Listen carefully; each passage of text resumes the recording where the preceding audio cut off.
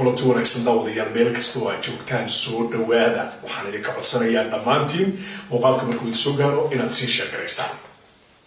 qodobada aad ku daawanayso barnaamijka xilliganna waxaa ka mid ah shacabka Soomaaliyeed waxay mar walba maqlaan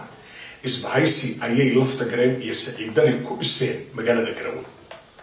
lama hayo warmurtiyad quseeya isbahaysigaas saciidani iyo lafta gareen isbahaysigii qol gudihiisa ku dhiseen xitaa banaanka way la imaan waayeen warbaahin ay la wadaageen xog ku saabsan isbahaysigaasi ma jiro haddana waxaa la leeyahay madaxweynayaal baa ku biiraya welina lama awoodo in kor isbahaysigaasi loo qaado lala gambano lala hor yimaado bulshada hortooda lana caddeeyo isbahaysigaasi sababta loo dhisay maxay tahay sababta madaxda maamul goboleedyadu ay ugu dhiiri la'yihiin in isbahaysiga ay dhiseen ay kor u sheegaan maxaa ku kalifaya in qol hoostii lagu dhaxayo isbahaysi la doonayo in dowladda lagula dagaalo warbixin aan uga hadli doono isbahaysiga lafta gareen iyo saciidani ee Garowe ayaad barnaamijka ku daawan doontaan wax badan oo idinka qarsoon baa halkaa ku jira aniguna maanta shaaca ayaan ka qaadi doonaa hadduu alla idmo qodobka xiga ee barnaamijka ood ku daawan doontaan wuxuu noqonayaa madaxweynaha maamulka koonfur galbeed Cabdicasiis lafta gareen ayaa Itoobiya weydiistay codsigaasi oo ah in Itoobiyadii shalay xoogga ku geysay magaalada Baydhabo ay xoog ay ku sii hayso kursiga oo ay ka qayb qaadato damaca Cabdicasiis lafta gareen ee ku aadan inuu muddo xileedkiisa ku darsado xoogna isaga sii joogo magaalada Baydhabo Itoobiya arrintii waa ku diiday maxay tahay sababta Itoobiya ay u diidan tahay lafta gareen inay ku sii hayso magaalada Baydhabo barnaamijka ayaan kugu soo gudbin doonaa hadduu alla idmo gudoomiyaha golaha shacabka baarlamaanka federaalka Soomaaliya ayaa u socdaalay koonfur galbeed kama degin magaalada Baydhabo ee wuxuu ka degay Xudur su'aalaha isweydiinta mudan maxay tahay sababta Baydhabo uu uga degi waayay ma lafta gareen baa aadan madoobe u diiday mise arrin kale oo hoose ayaa jirta oo safarka aadan madoobe quseeya barnaamijka ayaan kugu soo gudbin doonaa hadduu alla idmo mooshinka gudoomiye ku-xigeenka golaha shacabka Saacadiye Yaasiin Xaaji Samatarna barnaamijka ayaan ku iftiimi doonaa culimo uu ka mid yahay Sheekh Somow ayaa warbaahinta la wadaagay mooshinka Saacadiye qofkii soo sheegay in uu yahay qof shabaab kalkaal ah in uu nin culimo ah uu mooshin dastuuri ah iyo qofku xadgudbay dhaqanka iyo diinta uu maanta uu yiraahdo qofkii mooshin ka keena wuxuu yahay qawaarijtu ku taageerayaa shabaab la mid yahay maxaa ka keenay Sheekh Somow see wax u jiraan maxaa isbedelay arrin aan ku dabageli doono arrimahaasi oo mooshinkuna ku jiro ayaa barnaamijka ku daawan doontaan hadduu alla idmo soo dhawaada muuqaalkan waxaad ka daawanaysaa Facebook page Cabdullaahi Balwaan waa Facebook aad mar walba kala socon karto barnaamijyada aan soo gudbiyo meel kale ood ka daawan karaysa ma aha oo aan ka ahayn Facebook page Cabdullaahi Balwaan afeef waxaan ahay wariye baara xogta iyo sirta qarsoon fadlan aniga shaqadayda ha igu hiifin waxaan ahay qof xor oo ah soo gudbinta xogta aniga kaa daboolan xaqiiqan ummadda Soomaaliyeed la wadaaga cidna uguma xagliyo qofna kuma taageero waayahay isbahaysi ayay lafta gareen iyo saciidani Garowe ku dhiseen qolkii gudihiisa laga soo bixi waayay isbahaysi waxaa loola jeedaa qol gudihiisa lagu dhisay waa la shaaci waayey warmurtiyeedkii ku saabsanaa lafta gareen iska soo noqday Baydhabo ku laabtay ma jirto warmurtiyeed ay soo saareen saciidani iyo lafta gareen waxaa ku biiray Axmed Cabdi Kaariye Qoorqoor waxaa ku biiray madaxweyne Axmed Maxamed Salaam Axmed Madoobe haddana weli kor ayaa loo hadli laayahay maxaa keenay in madaxda maamul goboleedyadu ay isbahaysiga kor ay u sheegi waayaan haddiiba uu yahay isbahaysi siyaasadeed oo looga soo horjeedo dowladda dhexe maxaa qolka gudihiisa loogu dhaxayaa maxaa loo shaaci la'yahay war maxaa haysta isbahaysigii dani iyo lafta gareen ay dhiseen barnaamijka ayaan kugu soo gudbin doonaa caqabad hortaagan isbahaysigaas caqabadaas oo la xallina madaxweyne maamul goboleed oo samayn kara inuu isbahaysigaasi warmurtiyeedkiisa warbaahinta la wadaaga ma jiro caqabadaas ayaan dul istaagi doonaa iftiimi doonaa balse aan ka hormaro mooshinka Saacadiye Yaasiin Xaaji Samatar laba mooshin ayaa ka yaala mooshinkuna laba af ayuu leeyahay mid waa hadalkii ay sheegtay oo jinsiga quseeyay oo ay Soomaaliyo idil ay ka wada caroodeen oo ay tiri waa in xuquuq loo yeelaa ragga kale u galmooda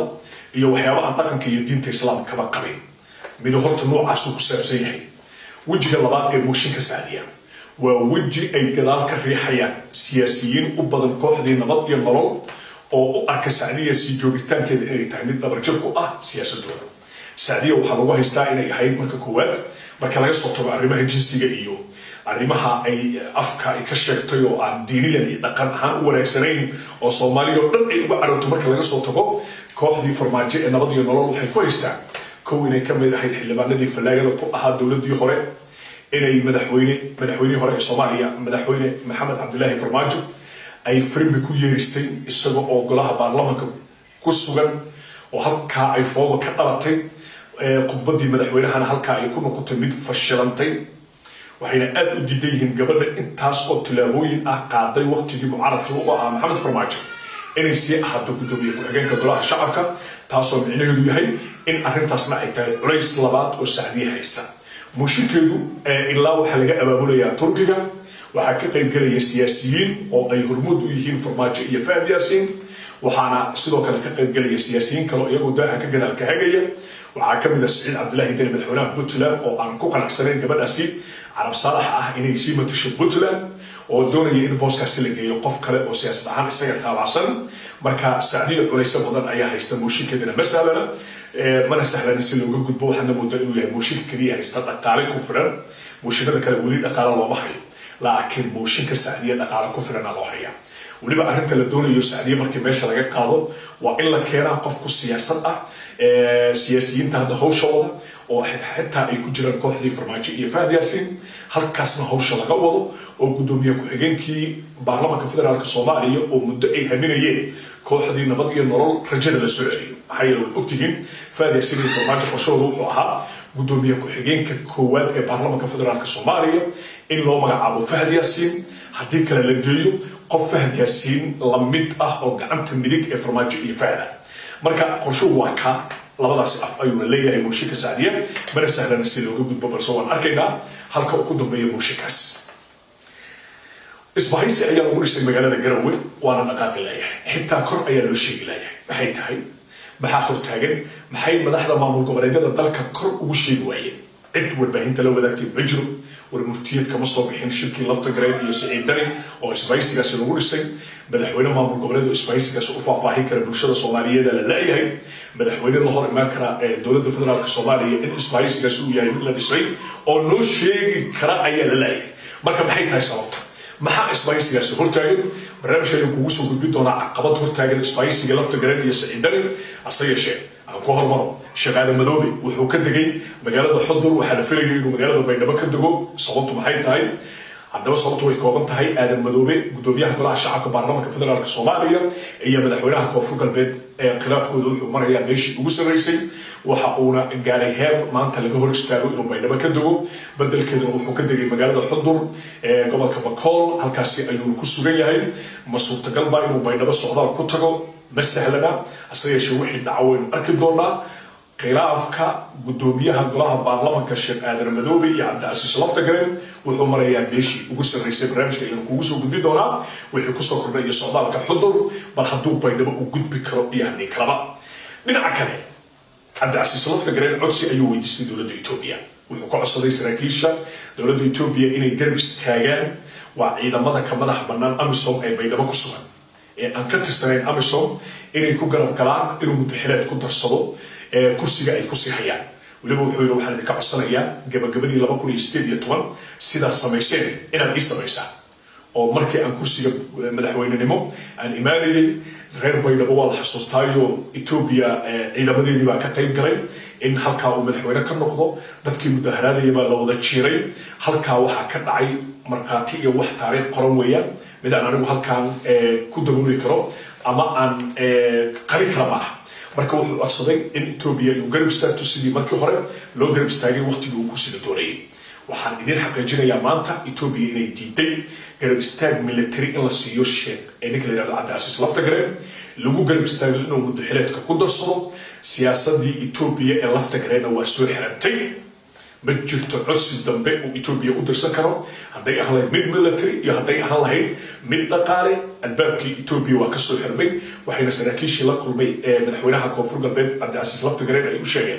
in Ethiopia ay ku fadeexooday wixii dhacay waqtigii ku siga madaxweynenimo la geynayay maantana aynan Ethiopia diyaar u ahayn in ay markale ku fadeexoodo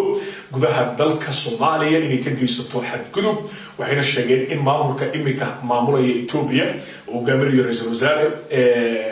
Abiy Ahmed aynan haba yaraatee diyaar u ahayn in ay markale Soomaaliya gudaheeda ka geystaan ceebtii dhacday waqtigii hore marka waxaa muuqata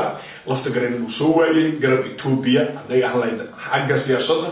iyo xagga militariga maxaa u danaha maanta wixii ka bilowda lafta gareen wuxuu isticmaali karaa ciidamada asaga qaaska u ah ajnabi dambe oo ku garab istaagaya ma jiro waxaa suurtagal ah in isbedel uu ku yimaado garoonka uu hadda dadka u diiday saacadaha iyo maalmaha soo socda ilaa waxa u dhiman waa 7 maalmood 7 maalmood kadib waxaa dhici karta in ciidamada Ethiopia ee garoonka ilaalinaya ay garoonka la wareegaan kadibna gacanta lafta gareen laga saaro waa qorshaha soo socda in garoonka diyaaradaha ku yaala gudaha magaalada Baydhabo Ethiopia ay la wareegto muddo markuu ka dhamaado kadibna gacanta Cabdicasiis lafta gareen laga saaro loona ogolaado musharaxiintu in ay ka digaan magaalada Baydhabo lafta gareen sida xaaladdu ay uga noqoto mid guul darro ah jawiga lafta gareen hadda ma saxna waxaana muuqanaya guuldarrooyinkaasi isdaba joogga Ethiopia inay qayb ka tahay arrintii uu muddada dheer ka baqdin qabay oo ah in ugu dambeyn muddaxileedkiisa oo ku eg 7 maalmood kadib uu halkaa kursigiisa u dhaafi waayo ama madaxweynenimadiisu ay ku ekaato kalsoonida odayaasha dhaqanka magaalada Baydhabo lafta gareen ma haysto hadda sida lamida xildhibaanada maamulka koonfur galbeed ayuunan wax kalsooniya ku qabin maxaa yeelay hadduu hadda kalsooni ku qabo baarlamaanka xildhibaanada koonfur galbeed lafta gareen wuxuu isgeyn lahaa doorashada si markale loo doorto marka ninku kalsooni iskuma qabo baarlamaanka kalsooni kuma qabo odayaasha dhaqanka Baydhabo ama guud ahaan koonfur galbeed kalsooni kuma qabo hadduunan ciidamo Ethiopian oo xoog ku qabto magaalada uunan helin lafta gareen u sii joogi karo magaalada Baydhabo wixii ku soo kordha xaaladda lafta gareen barnaamijyada soo socda ayaa kugu soo gudbin doonaa maamulka Puntland iyo maamulka koonfur galbeed garow waxay ku dhiseen isbahaysigaasi cid bini aadan oo sheegi karta ma jirto meel ay madaxda maamul goboleedyadu isbahaysigaasi ku dhiseen kaliya anaga dhigtaan lagu sheegaya warbaahinta hadaan isbahaysigan dhisay ogaada cid shaaci karta malaha lafta gareen ma shaaci karo سعيدني مشاعكم أحمد غرغور كبير مشاعكم أحمد بدو مشاعكم واي أي مدحنا ما مرقبليدو أي كل أقول إهلاقيهم إسمعي سيجاي بسين سيكوبان عن الكوسو كوبيا وكما بدنا مقال الآن أي جت إسمعي سيجاي سيلو مطلواك كرو حدان لهلين قرب نقالة دولة قرب استاكتا عدسي الله دري دلالك إماراتك إيا قدر قول درو أيان لغلا كرمي إسمعي سيجاي سمكا مالكرين ما هيستو هدي gaashaanbuur isbahaysanaysa oo maamul goboleedyada la dhisayna ugu yaraan waa in la helaa dawlad ama laba dawladood oo dhaqaalaha ka caawisa marka dhaqaale la'aan awgeed isbahaysigii waa lagu dhawaaqi la'yahay madaxweyne maamul goboleed oo hadda ilaa ku dhawaaqi kara ma jiro codsigii ugu dambeeyey dalkii loo diray oo ahaa dalka qatar